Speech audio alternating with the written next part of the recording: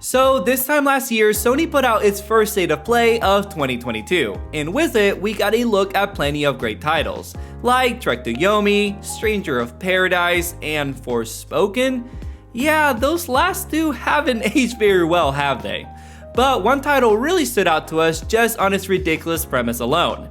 A Dino Crisis meets Anthem co-op game, and it has a PvP component. Safe to say, Exoprimal got our attention. But you know how it is these days, a trailer comes out and the final product isn't half as good as it looked. Thankfully, I got to experience Exoprimal myself thanks to Capcom's exclusive content creators beta, thanks guys, and I'm here to report on everything I saw. But with all that out of the way, let's talk about Exoprimal.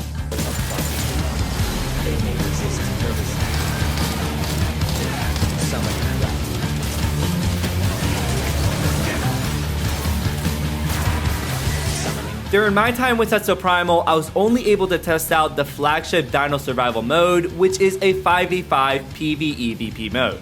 However, I've heard the full game will ship with 6 modes, 3 of which are co-op PvE modes, and 2 others that are PvP focused, but don't quote me on that, that's just something I read in an article.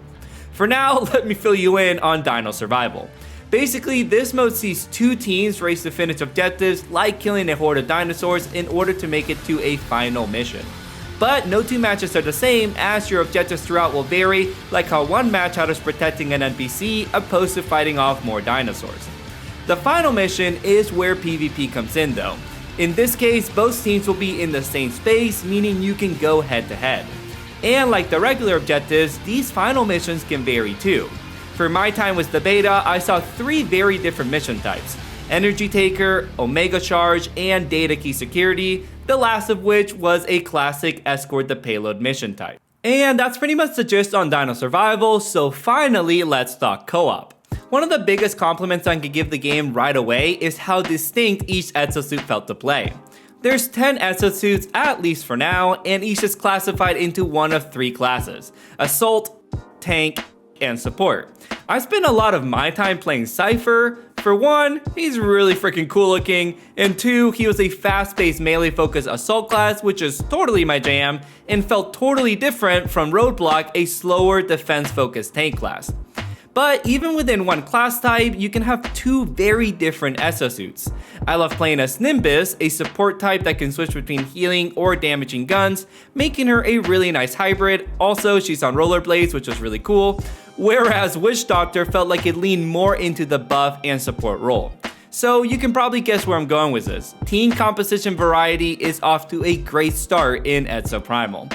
And since each match starts in a lobby area, you have plenty of time to decide on your suit with your team, which is a nice touch.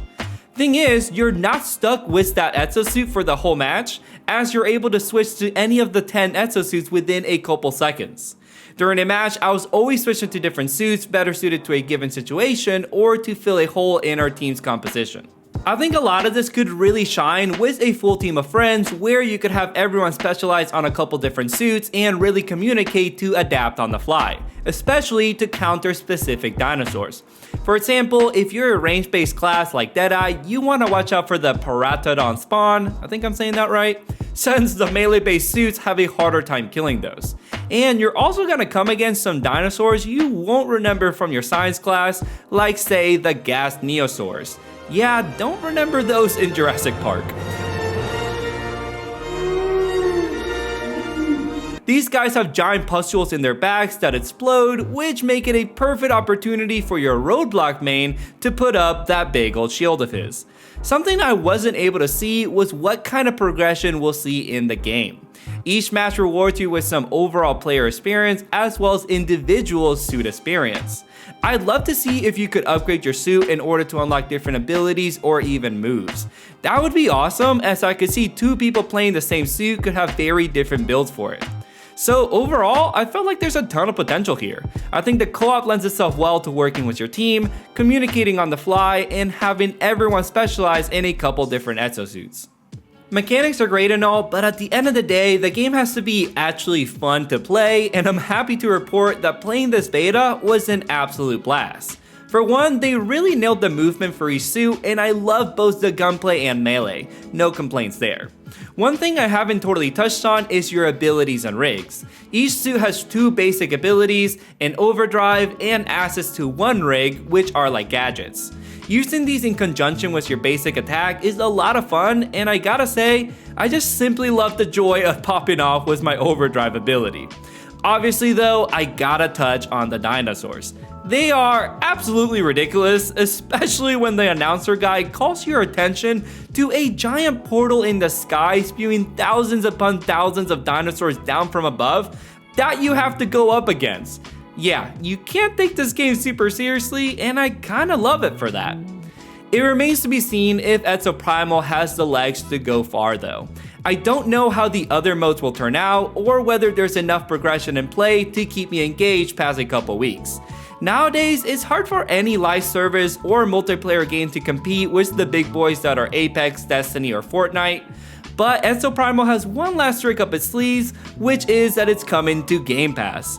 Won't know for sure if that's enough to really give it the boost it needs, but one thing I do know now is I'm way more excited for Exoprimal than I was before, and knowing that's coming day 1 to Game Pass is a huge motivator to convince my friends to join me in this absurdly fun co-op title. Thanks for watching. If you want to support us, please consider subscribing or following us on our socials for more co-op content. You can also check out our merch store and shop our retro-inspired collection, including some cool tees, a tote bag, and even some stickers. We also have an official Discord server, so come join us and chat about all things co-op and more. You can find the link for all of that down below. Thanks again, we'll catch you next time on another episode of The Co-op Bros.